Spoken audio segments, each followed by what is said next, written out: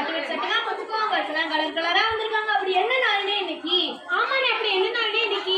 சொல்லுங்கண்ணே சொல்லுங்கண்ணே. சரி விட்டேப்பா, சொல்றேனே. இந்தியாவில் ஒரு ஆண்டு நவம்பர் 14ஆம் தேதி அன்று குழந்தைகள் தினம் கொண்டாடப்படுகிறது. அப்படியானே? பண்டிதர் ஜவஹர்லால் நேரு பிறந்த நாளாம் எந்நாள். அப்படின்னா இன்னைக்குதான் குழந்தைகள் தினமானே? ஆமா ஆமா.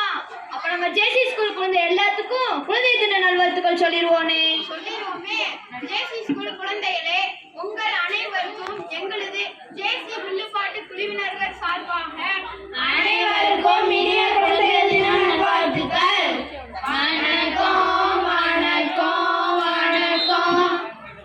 சரிங்கண்ணே, குழந்தைகள் தினத்தன்னை குழந்தைகளுக்கு பிடிச்ச மிட்டாய் பலூன்லாம் வச்சிருக்கீங்க. சரி, அதனால புதுசா வில்லெல்லாம் வச்சிருக்கீங்க. அட அதைத்தான் நான் சொல்ல வந்தேன். இவர கேள்வி அவரை அப்ப நான் பதிலா சொல்ல பாட்டா சொன்னீங்களே. கரெக்டா சொன்னீங்கண்ணே. அப்புறம் என்ன ஆரம்பிச்சிடலாமா? ஆரம்பிச்சிடலாமே.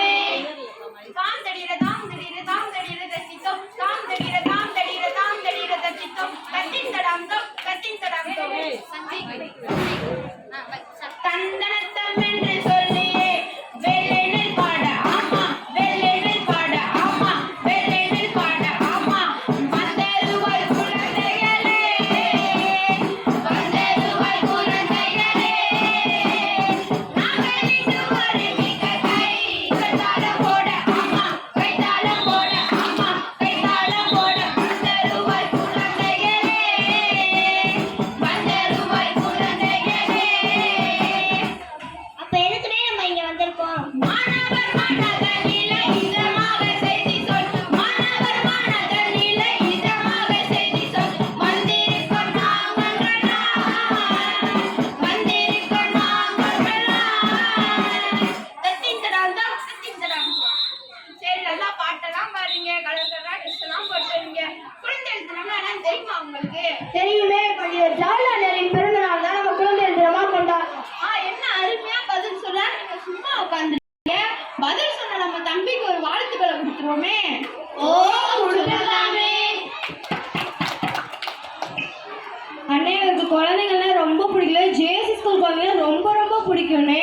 அப்படி என்ன பாருங்க இந்த ஜேசி ஸ்கூல் குழந்தைங்க. என்னன்னு எப்படி கேட்டுட்டீங்க? ஸ்கூல் குழந்தைங்கன்னா சும்மாவா, அவங்களாம் சொக்க தருவானே. அப்பனா என்ன ஆரம்பிச்சிடலாமா? ஆரம்பிச்சிடலாமே. ஜேசி ஸ்கூல் மாணவர்கள் நாங்கள் எல்லாம், அண்ணே நாங்கள் எல்லாம் பள்ளிக்கூடம் வந்திடுவோம், பாடங்களை படிச்சிடுவோம். பள்ளிக்கூடம் வந்திடுவோம், பாடங்களை படிச்சிடுவோம். ஜேசி ஸ்கூல் மாணவர்கள் நாங்கள் எல்லாம், அண்ணே நாங்கள் எல்லாம். பள்ளிக்கூடம் வந்திடுவோம், பாடங்களை படிச்சிடுவோம். பள்ளிக்கூடம் வந்திடுவோம், பாடங்களை படிச்சிடுவோம். டீச்சர் கஷ்டமா இருக்கும், ப்ரீஃப் ஃபர்ஸ்ட் ஈஸியா இருக்கும்.